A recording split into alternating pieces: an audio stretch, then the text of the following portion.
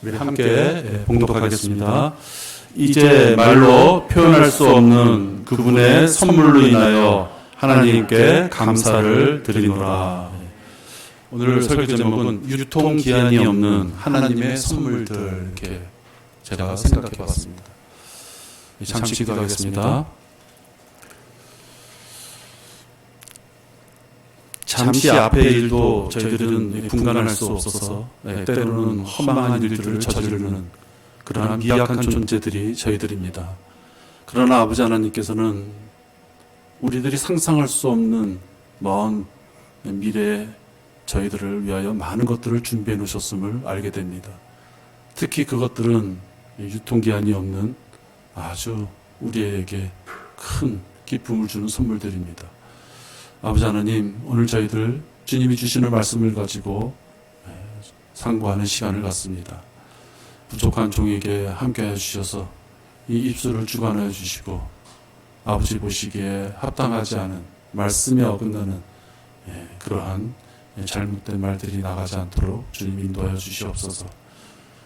이 시간, 시작하는 시간부터 마지막 맞춰지는 시간까지 아버지 하나님 저희들을 주관하여 주시옵소서. 이 모든 말씀을 우리 주 예수 그리스도 이름으로 기도했습니다. 아멘.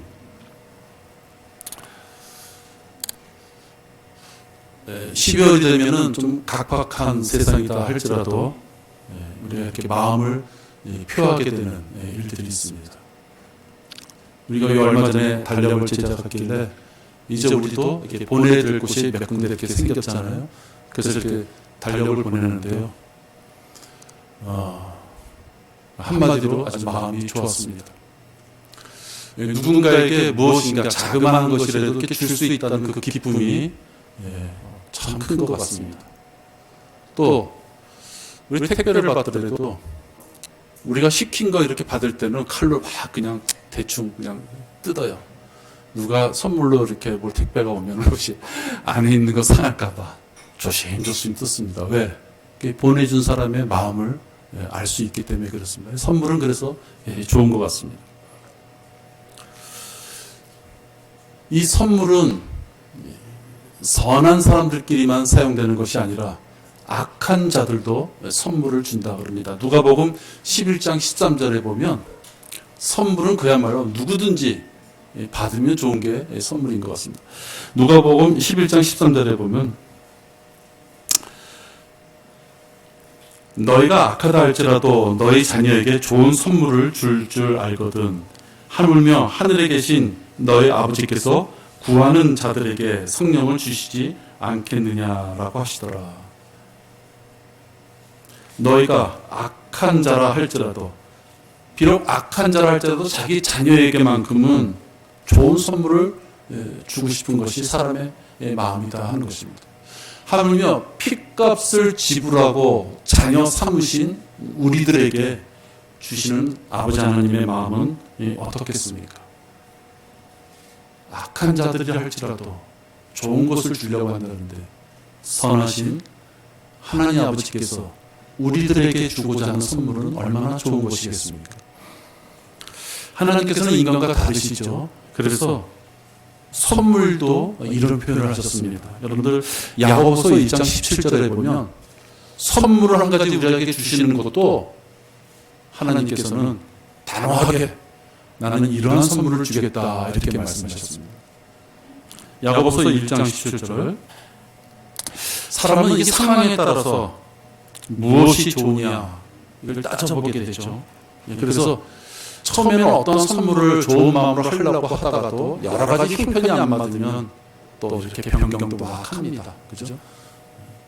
하나님께서는 그러시지 않는다고 말씀하시는 것입니다.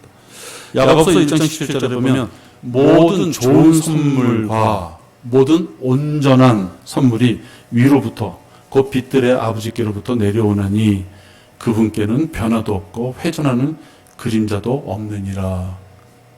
이렇게 말씀하십니다. 한번 주시기로 한 것은 반드시 주시겠다라는 말씀입니다. 뒤로 물러서시는 법도 없고 역행하는 법도 없고 반드시 약속한 선물은 온전한 선물로 주시겠다. 사람들이 생각하는 것처럼 가름질을 해본다든지 품목을 바꿔본다든지 금액 갖고 신경을 쓴다든지 그렇지 않다는 것이죠. 하나님께서 말씀에 의해서 주시겠다고 하신 것은 어느 범주에 두는 대상한테는 반드시 주시겠다는 것입니다. 근데 그 강인한 하나님 아버지의 그 의지를 변화도 없고 회전하는 그림자도 없다라는 하나님의 속성까지도 언급하시면서 선물을 언급하시는 것이죠.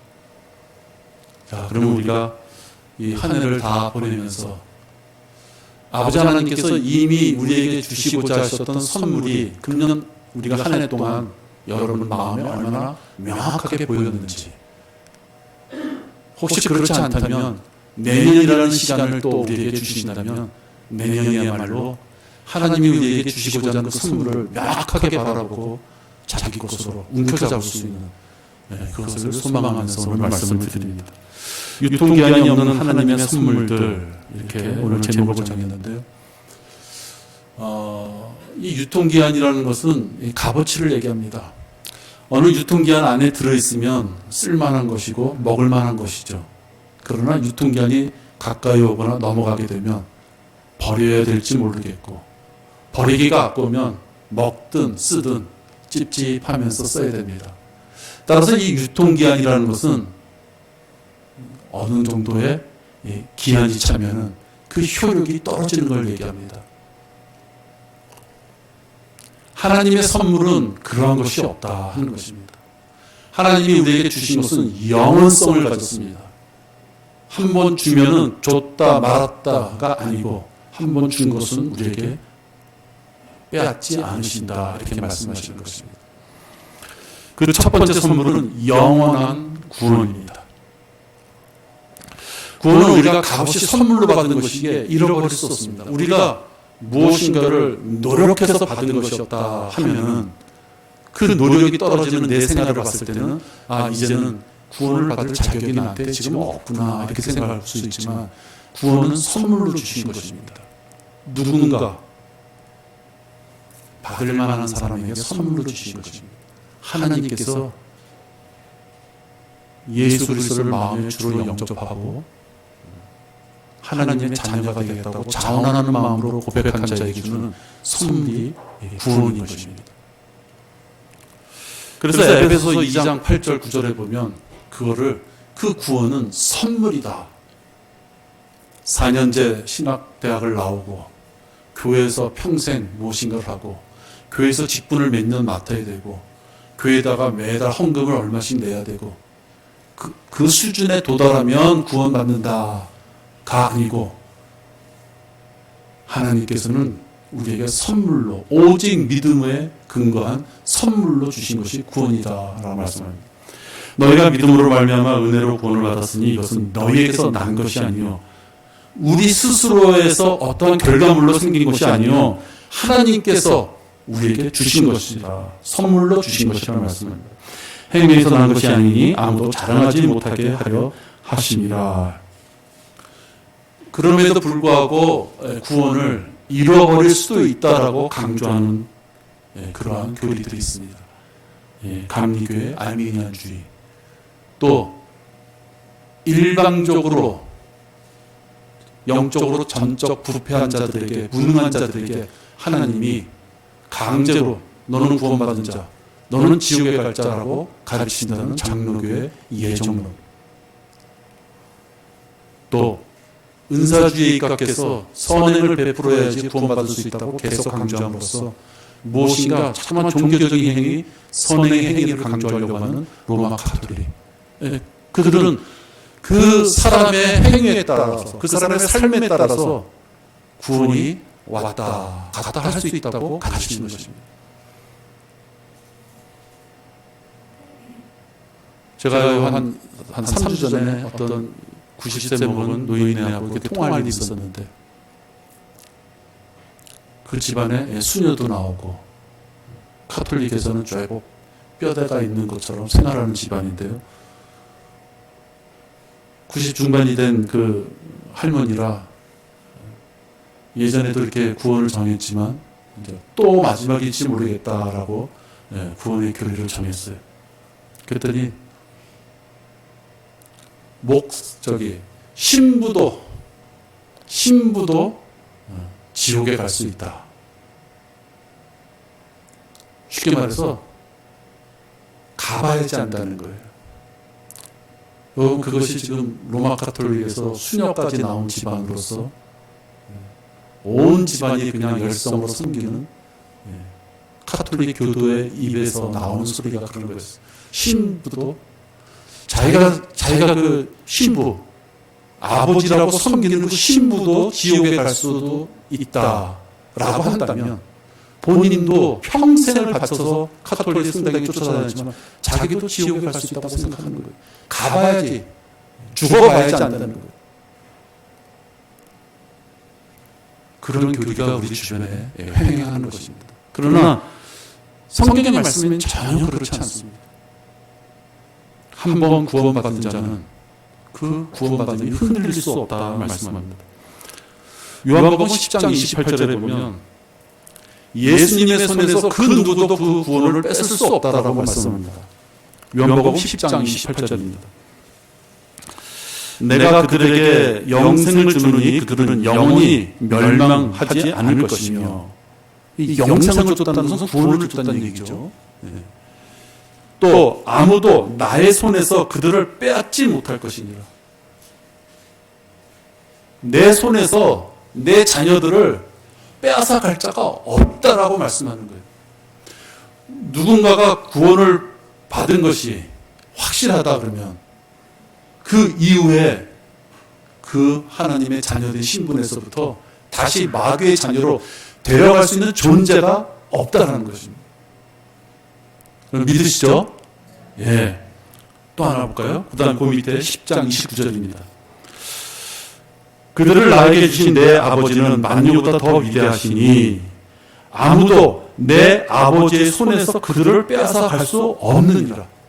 예수님의 손에서도 빼앗아 갈 수 없고 하나님의 손에서도 빼앗아 갈 자가 없다는 것입니다.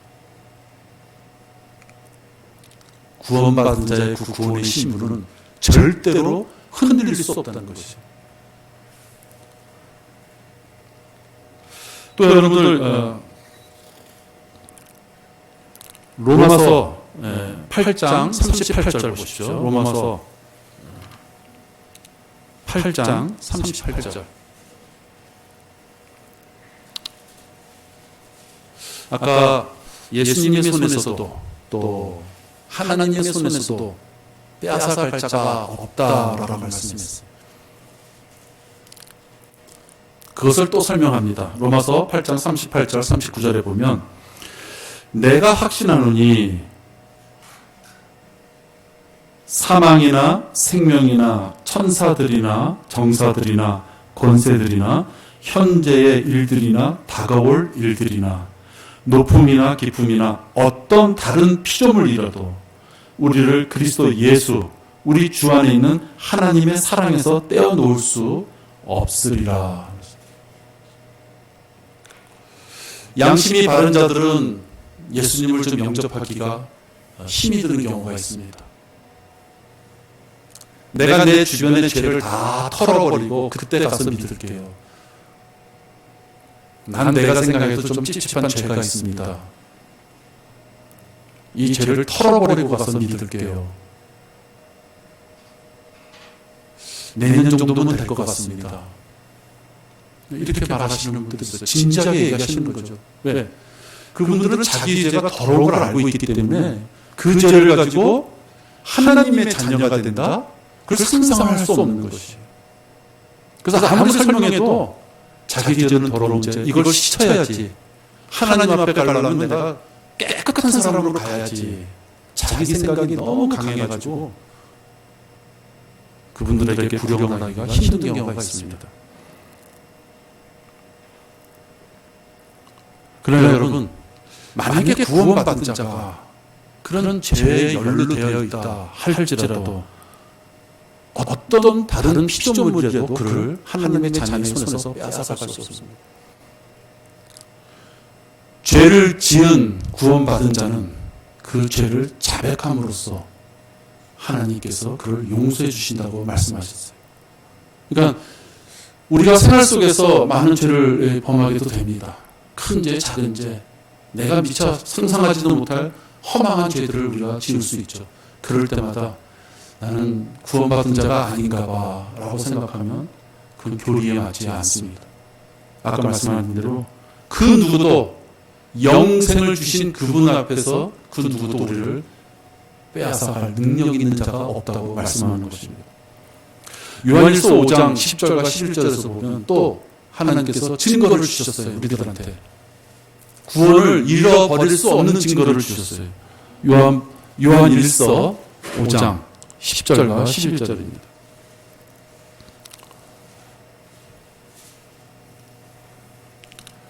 하나님의 아들을 믿는 자는 자기 안에 증거가 있다. 하나님을 믿지 아니한 자는 하나님을 거짓말쟁이로 만드나니 이는 하나님께서 그 아들에 관해 주신 증거를 믿지 아니하기 때문이라. 하나님께서는 그 아들에게 증거를 주셨는데 그 증거를 믿지 않는 것은 하나님을 거짓말쟁이로 만든다는 것이에요. 하나님께서는 한 번 구원받은 자는 하나님의 자녀가 되기에 그 신분을 잃지 않는다고 했는데도 자기가 자꾸만 나는 이래서 하나님의 자녀가 아닌가 봐요. 나는 이래서 구원받은 자가 아닌가 봐요. 라고 하나님이 그 마음에 증거를 주셨음에도 불구하고 그것을 어기는 자는 하나님의 말씀을 거짓말쟁이로 만드는 자다 하는 것입니다. 11절에 보면 또 증거는 이것이니 하나님께서 우리에게 영생을 주신 것과 이 생명이 그의 아들 안에 있다는 것이라. 그 증거가 뭐냐? 우리에게 영생을 주셨다는 것이에요. 영원한 생명을 주셨다는 것입니다. 이 구원의 영원한 보장은 성경적인 증거인 것입니다. 이 성경적인 증거를 믿지 않는다면 그의 믿음은 성장할 수 없습니다.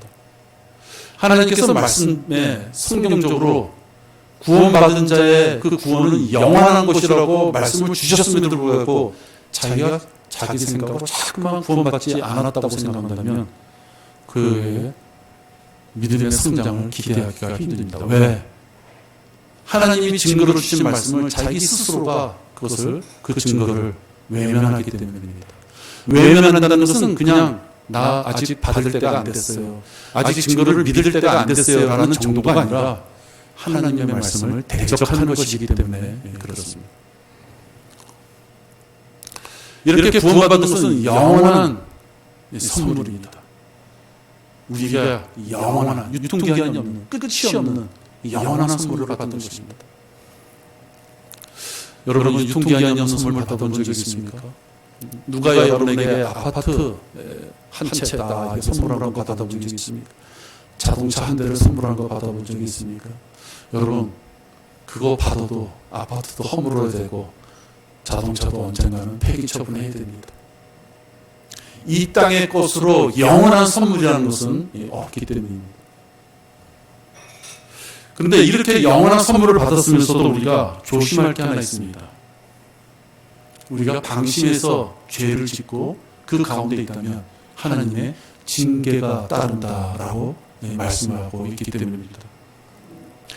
그리스도인들이 지옥에 가는 일은 결코 없지만 때때로 이 죄로 말미암아 우리가 하나님과의 교제가 소원해지는 경우가 생깁니다. 하나님과의 교제가 이 죄로 자꾸만 넘어져서 갈라지고 벌어져서 소원해진다면 그는 하나님의 말씀의 조명을 받을 수가 없습니다. 하나님의 말씀의 빛을 받을 수가 없는 자는 그 마음이 어두워져서 죄 가운데 있는 자기 자신을 볼 줄 모릅니다. 자기 손에 더러운 것이 묻혀져 있음에도 불구하고 말씀을 자꾸만 멀리하다 보니까 자기가 얼마나 더러운 것을 손에 묻혔는지 미처 파악을 못하는 것입니다. 그런데 저기 그리스도의 심판석에 가면 그 문제가 다 드러난다고 하고 있습니다. 이 땅에서는 그걸 잠시 숨길 수 있죠. 완전한 범죄라고 하잖아요. 사실 이 검찰이나 경찰들이 수고하고 있지만 해결되지 않는 범죄가 얼마나 많습니까? 또 그런 범인들은 잡히지도 않지만 양심의 가책도 없이 살아갑니다. 그런데 그리스도의 심판석에서는 그렇지 않다는 것입니다. 전도서 12장 14절에 보면 하나님께서 그런 것들을 은밀한 죄다 이렇게 표현하고 계십니다. 하나님께서 선이든 악이든 모든 행위와 모든 은밀한 것들을, 감춰진 것들을 심판하실 것입니다 말씀합니다. 또 로마서 2장 16절에도 보면 나는 완벽하게 숨긴 것 같은데 하나님께서는 그런 것들을 그냥 놔두지 않는다라고 말씀해요. 로마서 2장 16절입니다. 이런 일은 하나님께서 나의 복음대로 예수 그리스도를 통하여 사람들의 은밀한 것들을 심판하실 그날에 있으리라. 아까 전도서에서도 보면 은밀한 것들을, 이 로마서에서도 보면 은밀한 것들을 언제? 심판하실 때. 하나님이 우리를 평가할 어느 그 순간이 다가오면 우리가 지은 죄에 대해서 다 평가하시겠다 말씀합니다. 여러분, 우리가 아무도 모르겠지라고 해도 우리의 죄를 아는 것이 세 개가 있습니다. 하나는 자기 자신이죠. 하나는 그 죄를 사주한 마귀입니다. 하나는 여러분 마음속에 내주하고 계시는, 여러분 안에 내주하고 계시는 성령 하나님이 그 죄를 아시는 것이에요. 내 눈과 귀 그것만 감추고 내 자식, 내 부모, 내 주변에 있는 사람한테만 감추면 되는 것이 아니라 자기 자신, 마귀, 또 하나님, 그렇게 내 죄를 알고 있는 것입니다. 숨길 수가 없는 것입니다. 은밀한 죄 가운데 있는 자들은 하나님의 말씀에 반응할 수가 없어요. 너무 괴로워서 그들은 영이 죽어가는 시간을 갖게 됩니다. 또 영이 죽어서 하나님 말씀에 반응할 수 없으면 자기 자신을 경건한 삶으로 살아갈 수 있는 기준이 없기 때문에 그는 경건의 능력을 잃어버립니다. 내가 비록 지금 내 손에 오늘 어떤 일로 인해서 다소의 죄가 묻혀졌다 하더라도 내가 말씀에 다가가고 기도에 다가가고 교제 가운데 있고 하나님 앞에 경배하는 가운데 있어서 내가 비록 오늘 이러한 실수를 저질렀지만 내 삶이 그러한 어떤 틀에, 시스템에 내가 항상 적응하고 살아가고 있다면 그 죄가 항상 비춰지게 되죠. 말씀할 때, 공부할 때, 기도할 때, 어느 누군가 교제할 때, 아, 그게 죄였구나. 아, 저분은 그걸 이겨나가는데 나는 저 죄에 미혹당해서 넘어갔구나. 비교할 근거가 있어요. 근데 영이 죽어서 하나님의 말씀에 다가가지 않아서 경건한 삶이 자기 생활 속에 없는 자들은, 일상생활에 너무나도 바쁜 자들은 그런 기준이 없기에 자기가 얼마나 큰 죄를 짓고 사는지를 모르게 되는 것입니다. 여러분, 중요한 것은 죄를 지면은 구원을 잃어버리는 것이 아니라 하나님과의 교제가 끊어지고 그 교제가 끊어짐으로써 징계가 그에게 닥칠 수 있다 하는 것입니다. 구원을 잃어버리는 것이 아니라 그에게 징계가, 하나님께서 그것을 허락할 수 있다 하는 것입니다. 히브리서 12장 6절입니다. 여러분들 보십시오. 하나님 아버지는 우리들의 친아버지이십니다. 우리는 하나님 아버지의 친아들들입니다. 하나님은 이렇게 아버지와 아들이라는 표현을 통하여 하나님과 우리의 사이가 아주 밀접한 관계임을 얘기합니다. 우리는 우리 자식이 잘못된 길을 갔을 때 그냥 보고 있을 수 없습니다. 마찬가지로 하나님 아버지께서도 하나님의 자녀인 자가 자꾸만 죄 가운데 있다면 호적을 파버려서 내버려 버리는 것이 아니라 그가 죄로부터 되돌아올 수 있도록 그를 훈련시키는 것입니다. 하나님께서 우리에게 내리는 징계는 보복이 아닙니다. 하나님께서 우리에게 내리는 징계는 훈련의 한 과정인 것입니다. 히브리서 12장 6절, 10절까지 아버지의 마음을 우리가 한번 생각해 보면서 봉독하겠습니다. 12장, 히브리서 12장 6절입니다. 주께서 그의 사랑하시는 자를 징계하시고 그가 받으시는 아들마다 매질하시느니라고 하신 것이라. 너희가 징계를 견뎌내면 하나님께서는 너희를 아들들로 대우하실 것이니 아버지가 징계하지 않는 아들이 어디 있느냐. 모든 사람들이 참여하는 징계를 너희가 받지 않는다면 너희는 사생하여 친아들이 아니니라. 또 우리 육신의 아버지가 우리를 징계하여도 존중하였거늘 영들의 아버지께는 더욱 복종하며 살아야 하지 않겠느냐. 그들은 정녕 자기들이 옳다고 생각한 대로 며칠 동안 우리를 징계하였지만 아버지께서는 우리에게 유익을 하시고 또 우리로 그분의 거룩하심에 참여자들이 되도록 하시느니라. 6절서부터 9절까지는 아버지와 아들 사이에 징계는 마땅한 것이다. 다정하게 말씀으로 하는 징계도 있겠지만 매질이라는 고난 가운데 우리를 다루실 수도 있구나라는 걸 알게 됩니다. 근데 내가 좀 한 가지 말씀드리고 싶은 것은 12장 10절입니다. 그들은 정녕 자기들이 옳다고 생각한 대로 며칠 동안 우리를 징계하였지만, 이 말씀은 육신의 아버지들이 징계할 수 있다는 것이죠. 살아생전에 부모님들이 자녀들을 징계할 수 있습니다. 근데 여러분, 이 징계는 약간의 허점이 있습니다. 진정한 자녀들의 유익을 위하여 징계하는 경우가 대부분이겠지만 간혹 엄마나 아버지의 욕심과 이기적인 생각으로 징계할 때가 있습니다. 그래서 이 10절은 육신의 부모가 징계하는 것과 하나님 아버지가 우리를 위하여 징계하는 방법이 다르다는 것을 대조하면서 보여주는 구절입니다. 육신의 부모들은 이기적이고 어떤 목적을 가지고 징계할 수 있지만 하나님 아버지께서는 우리의 유익을 위하시고 우리로 그분의 거룩하심, 우리로 하여금 경건한 자들이 돼서 하나님 아버지하고 교제할 수 있도록 만들기 위하여 우리를 징계하신다라고 말씀하시는 것입니다. 구원받은 자들은 하나님 아버지께 입양된 자녀들이기에 하나님 아버지께서 우리를 친아들로 생각하시고 징계하신다 하십니다. 그렇기 때문에 구원받은 자니까 이제 나는 조금은 죄와 타협하며 살아가도 괜찮지 않겠느냐. 이 정도는 용서해 주지 않겠느냐. 아니 노골적으로 어차피 지옥은 안 가지 않느냐 라고 생각할 수 있어요. 그것은 참으로 어리석은 생각입니다. 자기가 범한 죄에 대한 분명한 대가를 치른다고 말씀하셨습니다. 그 대가의 첫째는 교제가 끊기는 것이고, 둘째는 지금 히브리서 12장에 있는 것처럼 아들로서 받는 무서운 징계가 있습니다. 이것이 하나님의 방식입니다.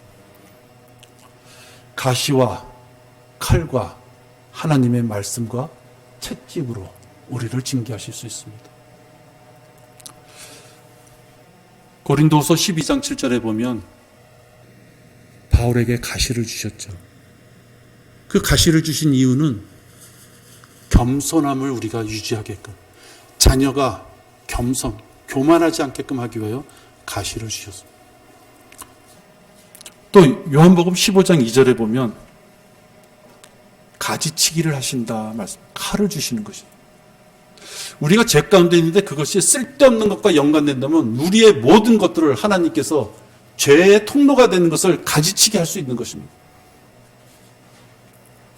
자식이 죄의 통로가 된다면 하나님 입장에서 보면 가지치기를 할 수 있는 것입니다. 내 배우자가 자꾸만 죄의 통로가 된다면 하나님의 방법에 의해서 가지치기 할 수 있는 것입니다. 내 자신이 자꾸만 마귀에게 마음을 뺏기고 미혹당한다면 우리들 자신을 하나님께서 쳐버릴 것은 쳐버리신다 말씀하시는 것입니다. 또 하나님께서 우리를 징계하실 때 이렇게 냉혹한 것만 주시는 것이 아니라 그 밑에 요한복음 15장 3절을 보면 하나님의 말씀을 주심으로써 우리를 징계하십니다. 말씀으로 우리를 정결케 하시는 것이죠. 또 하나님께서는 채찍이라는 방법으로 우리를 징계하십니다. 골로새서 3장 1절에서 3절을 보면 하나님께서는 자꾸만 우리에게 고난과 어려움과 넘어질 수밖에 없는 환경을 주시면서 그걸 이겨나게 하기를 원하시죠. 그러면서 채찍을 줌으로써 하늘의 소망을 바라보며 살 수 있는 그런 자들로 우리를 만드시기 위하여 채찍을 주십니다. 그래서 이 그리스도인들에게 가시와 칼과 하나님의 말씀과 이런 채찍들 같은 방법을 통해서 죄 가운데서부터 우리가 빠져나오기를 원하시고 하나님과 올바르게 교제할 수 있는 자녀들로 우리를 만들기 원하십니다. 여러분, 우리가 영리하고 약삭 빠르다면 빨리 판단해야 됩니다. 하나님의 판단 그 앞에, 하나님의 심판 앞에 서서 하나님이 어떠한 징계를 내리실까를 바라보는 우리가 되면 안 되는 것이죠. 그 전에 하나님의 판단에 우리의 모든 것을 내맡기고 벌벌 떠는 그 시간 전에 우리 스스로가 자기를 되돌아볼 수 있는 그 시간을 가져야 됩니다. 기도하면서 자기를 되돌아봐야 됩니다. 말씀을 읽으면서 왜 이 말씀대로 내가 하지 못했을까를 자기를 살펴봐야 되는 것입니다. 왜 하나님께서는 이렇게 우리에게 갈 길을 일러주셨는데 내가 이걸 알면서도 내가 왜 이것을 행하지 않는 거에 대해서 자기 스스로가 하나님 앞에 자백하고 그 용서함을 받아야만 됩니다. 그리스도의 심판석은 우리가 상과 유업을 받는 장소이긴 합니다. 그리스도 심판석에 가서 심판받는다는 그 심판의 의미는 다시 지옥에 보낸다는 의미가 아니죠. 이미 구원받은 자가, 구원받은 자의 신분을 획득한 자가 가는 것이 그리스도의 심판석이고 거기서 우리가 심판을 받는다 이런 표현을 합니다.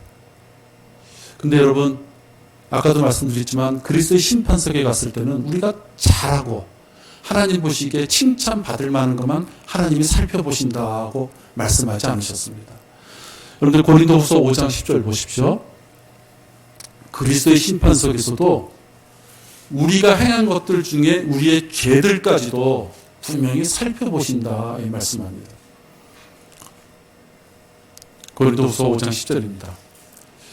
이는 우리 모두가 반드시 그리스도의 심판석 앞에 나아가서 선이든지 악이든지 각자 자기가 행한 것에 따라 자기 몸으로 행한 것들을 받을 것이기 때문이라고 말씀합니다. 그렇죠? 심판석 앞에 나아가서 선을 행한 것, 스스로 몸으로 선을 행한 것만 보는 것이 아니라 악을 행한 것까지도 그리스도 심판석에서 체크하시겠다 말씀하시죠. 점검하시겠다, 살펴보시겠다. 아무리 좋은 것으로 포장되어 있어도 은밀하게 이 정도면 예수님이 모르시겠지라고 숨겨둘 수 있는 것, 우리 마음에 너무 창피하고 너무 죄스러워서 그것까지도 살펴보시고 그 은밀한 것들을 심판하시겠다. 그렇기 때문에 여러분, 우리가 구원받아서 영원한 생명을 얻은 것은 확실하지만 이렇게 하나님 앞에 죄로 말미암아 징계받을 수 있는 이 모든 스케줄을 봤을 때 우리가 행할 것은 자백인 것입니다. 하나님 앞에 가서 울고불고 그때 내가 잘못했어요. 그건 의미가 없습니다. 이미 벌어진 일이죠. 하늘의 셋째 하늘에 가서 예수 그리스도를 만날 때는 이미 이 땅에서 행위로 벌어진 모든 일들의 결과만을 가지고 갈 뿐이지 예수님 앞에 가서 내가 살아생전했던 일 취소할게요. 그럴 수는 없는 것입니다. 그렇기 때문에 여러분, 우리가 예수 그리스도 앞에 가서 무엇인가 우리의 삶을 다 밝혀서 다 은밀한 것까지 다 나타나기 전에 이 땅에 우리에게 생명을 허락하셨을 때 자기의 죄를 자백하는 겸손함이 있어야 되고 지혜가 있어야 되고 하나님을 두려워할 줄 아는 지혜가 있어야 되는 것입니다. 우리가 우리의 죄들을 자백하면 그는 신실하시고 의로우셔서 우리 죄들을 용서하시며 모든 불의, 조그마한 죄가 아니라 우리가 생각하기에 야 어떻게 인간이 저럴 수 있냐. 이 얼마 전에 보니까 4살짜리 어린아이를 배고프다 그러니까 엄마가 패가지고 이미 응급실에 갔으니까 죽었어요. 저게 엄마인가 이런 생각이 들어요.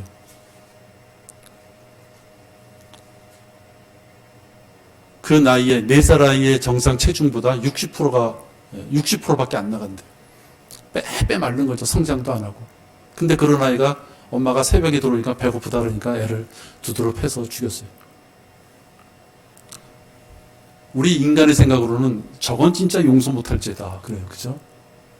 근데 여기 보니까 모든 불의에서 우리를 깨끗하게 하시느니라. 많은 불의가 아니라 모든, 열애 없이 모든 불의에서 우리 각자가 자기 생활 속에서 지은 죄가 자기가 깨달고 알게 됐다면 그 죄를 하나님 앞에 자백해야 되는 것입니다. 그래야지 하나님 앞에 가서 그 지은 죄 때문에 수치를 당하지 않게 되는 것입니다. 우리가 겸손하게 자기의 죄를 자백하는 그런 기쁨을 얻었음에도 불구하고 그 죄에 자꾸만 반복돼서 노출된다면, 동일한 죄에 그가 머물러 있다면 육신의 생명을 앗아갈 수도 있습니다. 왜? 내 사랑하는 자녀인데 자꾸만 죄를 짐으로, 자꾸만 마귀의 종노릇함으로 하나님 앞에 다가갔을 때 너무 불쌍한 존재가 된다면 그의 생명을 끊어 죄를 더 이상 짓지 않게끔 하더라도 하나님이 판단하셨을 때 그렇게도 행하실 수가 있는 것입니다. 그래서 고린도전서 11장 30절에 보면 이 때문에 너희 가운데 많은 사람이 약하고 병들었으며 상당수가 잠들었느니라. 죄 가운데 있는 자들 중에 많은 수, 상당수가 잠들었다, 죽을 수 있다라고 말씀합니다. 영원한 구원은 유통기한이 없습니다. 그러나 거기에 머물러 있으면 큰일 나는 것이죠. 죄가 내 생애를 지배하고 있다면 자백하고 하나님 앞에 용서함을 받아야 되는 것입니다. 유통기한이 없는 하나님의 선물, 또 하나는 썩지 아니할 형상으로 변모된 부활의 몸입니다. 하나님께서 우리에게 생명을 주시고 하늘나라에서 살 수 있는 그런 몸을 주셨는데 그 몸은 썩지 아니할 몸이다. 고린도전서 15장 51절에 보면 아주 우리가 소망되는 것이죠. 영생을 주셨는데 그 영생이 진짜 실감나는 거예요. 어떻게 실감나느냐? 그 영생을 누리려면 몸이 있어야 되는데 그 몸이 계속 허물 벗듯이 벗어나가서 지내는 것이 아니라 한 번 변모된 그 몸은 영원히 썩지 않는, 부패되지 않는 그 몸을 가지고 있다는 거예요. 보라, 내가 너에게 한 가지 신비를 말하노니 우리가 다 잠잘 것이 아니요 오히려 우리가 모두 변화될 것이니 마지막 나팔 소리에 눈 깜짝하는 순간에 그러하리라. 나팔 소리가 나면 죽은 자들이 썩지 아니하는 몸으로 일으켜지며 우리도 변화되리라. 그래야 이 썩을 몸이 반드시 썩지 아니할 몸을 입고 이 죽을 몸이 반드시 죽지 아니할 몸을 입으리라. 성도의 휴거를 얘기하죠. 휴거될 때 살아있는 사람은 죽음을 맛보지 않는 그 상태로 휴거되고, 또 이미 죽어서 그리스도 안에서 죽어있는 자들은 썩지 않을 몸을 입고 휴거된다, 이렇게 말합니다. 죽지 않고 살아있다면 산채로 끌어올려가서 불변의 몸, 썩지 않을 몸을 입고, 또 죽은 자들도 부활하여 썩지 않을 몸을 입니다. 근데 여러분, 이 썩지 않을 몸이 어떤 몸이냐 하면 여러분들이 잘 아시는 예수 그리스도의 몸과 동일한 몸을 입는다. 물론 성형수술 하나 하더라도 뭐 몇천만 원을 들이고 깜짝 놀랄 정도로 수술을 하죠. 그러나 여러분, 성형수술한 사람도 10년, 20년 지나면 다시 또 처지고, 그렇죠? 또 10년, 20년 돼서 그 몸을 유지한다 하더라도 그 몸의 내장은 똑같을 수가 없죠. 우리가 휴거돼서 예수 그리스도를 셋째 하늘 그리스도 심판석에서 다시 그분을 뵐 때의 우리의 몸은 영원히 썩지 않는 몸인데 어느 정도의 몸이냐? 예수 그리스도의 몸과 동일한 몸이라는 것입니다. 여러분, 그만한 선물이 어디 있습니까? 쌍꺼풀 수술한 게 큰 선물입니까? 여러분, 그 수술하고 그 선물하고는 비교할 수가 없는 것입니다. 암과 박을 다 바꾸시고 하물며 예수 그리스도의 능력의 권능의 몸으로 우리를 바꿔주신다고 했어요. 그게 얼마나 큰 선물입니까?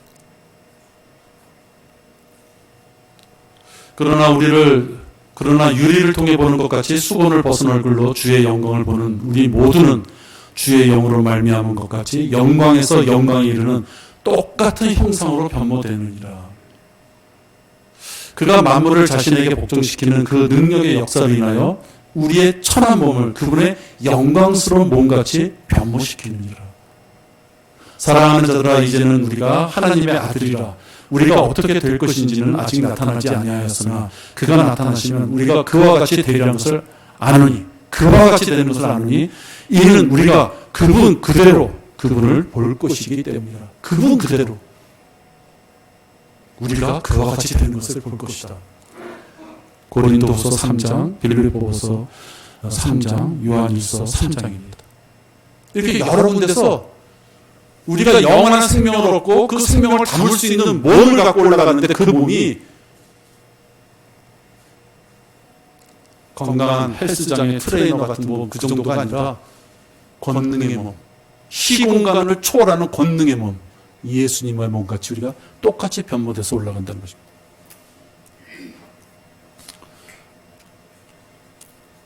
영원한 선물을 받은 것 여러분들 잊지 마시기 바랍니다. 유통기한이 없는 선물 마지막입니다. 영원한 구원을 얻어서 든든한 육신의 몸을 얻어서 그 다음에 필요한 게 무엇이겠습니까? 어디에 거처할 것이냐 하는 것입니다. 그 몸을 입고 우리가 거처하는 것은 예수님과 하나님이 계시는 영원한 곳, 새 예루살렘 도성인 것입니다. 만일 그들이 실로 떠나온 고향을 생각하였더라면 되돌아갈 기회가 있었겠지만 이제 그들이 사모하는 것은 더 좋은 본향, 곧 하늘에 있는 것이라. 그러므로 하나님께서는 그들의 하나님이라 불리는 것을 부끄러워하지 아니하시니 이는 그들을 위하여 한 도성을 예비하였습니다. 히브리서 11장 15절과 16절입니다. 더 좋은 본향, 그곳을 하나님께서 우리를 위하여 그곳에 도성을 예비하셨다. 우리는 구원받은 하나님의 자녀이기에 천년 왕국 때 예수님과 같이 천년 왕국 이 땅을 통치합니다. 그럼에도 불구하고 우리들의 본향은 거기가 아닙니다. 우리들의 본향은 바로 새 예루살렘입니다. 천년 왕국이 그 안에 또 천년이 되면은 전쟁이 일어나잖아요. 완벽하지 않은 존재죠. 전쟁이 일어났더니 그 전쟁의 결과로 백보자 심판이 생깁니다.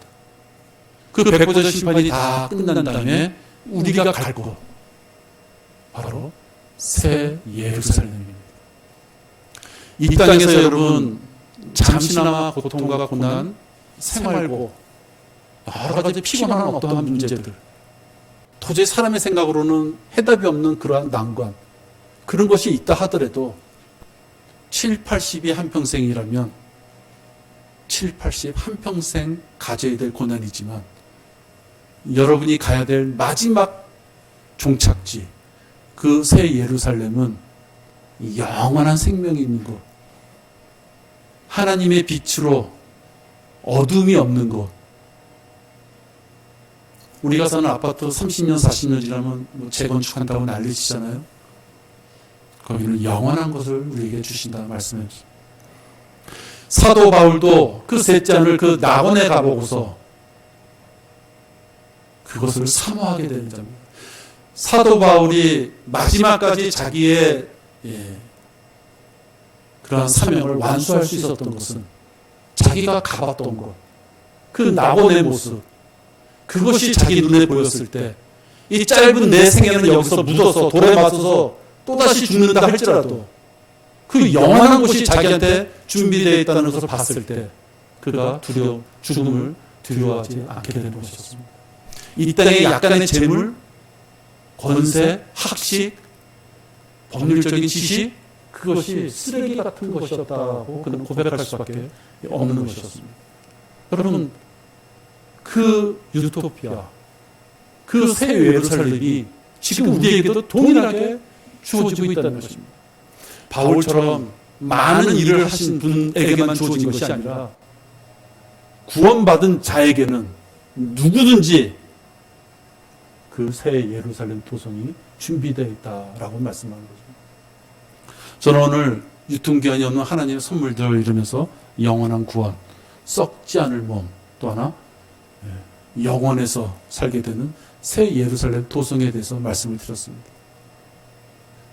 이 선물을 받을 수 있는 자는 교회 문턱을 넘어온 자가 아닙니다. 이 선물을 받을 수 있는 자는 예수 그리스도를 주로 영접한 자는 이 선물을 받을 수 있는 자입니다. 그렇다면 여러분, 우리 모두에게 이 선물은 다 주어진 것입니다. 확신하시죠? 예. 하나님의 말씀에 의해서 우리에게 다 주어지신 것입니다. 그러면 오늘 여러분 설교의 본문으로 택한 고린도후서 9장 15절, 이 말씀과도 같이 하나님 앞에 너무 좋은 걸 주셨네요, 말로 다 형용할 수 없습니다 라고 하나님께 감사를 해야 되는 것이에요. 감사할 줄 모르는 자는 그 선물이 얼마나 큰 건지를 모르는 것이죠. 이제 말로 표현할 수 없는 그분의 선물로 인하여,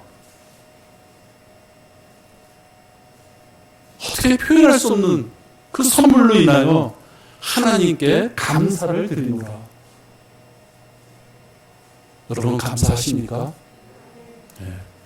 우리가 기쁘고 즐겁고 그럴 때도 감사해야 되지만, 나에게 왜 하필이면 나에게 이런 고난이 생겼을까 라고 어떤 난간이 붙였을 때 하나님이 나에게 친아들로 생각하시고 훈련을 주시는구나, 이 훈련을 말씀에 내가 입각해서 이겨나갔을 때 이런 선물들이 나에게 주어질 수 있는 그 기쁨이 더 크겠구나 라고 생각하신다면 감사해야 되는 것입니다. 네, 기도하겠습니다. 아버지 하나님, 이 감사한 선물을 주심을 진정 감사를 드립니다. 과연 받을 만한 자격이 있나 우리는 때때로 생각해 보지만 그런 생각은 어리석은 것입니다. 매 순간 받을 수 있는 선물을 주시고 그것을 저울질하시는 것이 아니라 구원받은 자에게 주신 선물이라고 성경적으로 우리에게 증거로 남겨놓으셨습니다. 이 선물은 우리가 마음의 문을 열고 눈을 뜨면 자기 것으로 취할 수 있는 선물입니다. 22년이 다 흘러가고 이제 얼마 남지 않았습니다. 내년이 우리에게 주어져서 또 한 해를 하나님 앞에 우리가 하얀 도화지에 무엇인가를 그릴 수 있다면 이 귀한 선물을 바라보며 낙담하고 쓰러지고 불평하고 시기하고 넘어지는 것이 아니라 아버지 하나님 매 순간 감사하며 주님 앞에 나아갈 수 있도록 인도하여 주시옵소서. 이 모든 말씀을 우리 주 예수 그리스도의 이름으로 감사하며 기도했습니다. 아멘.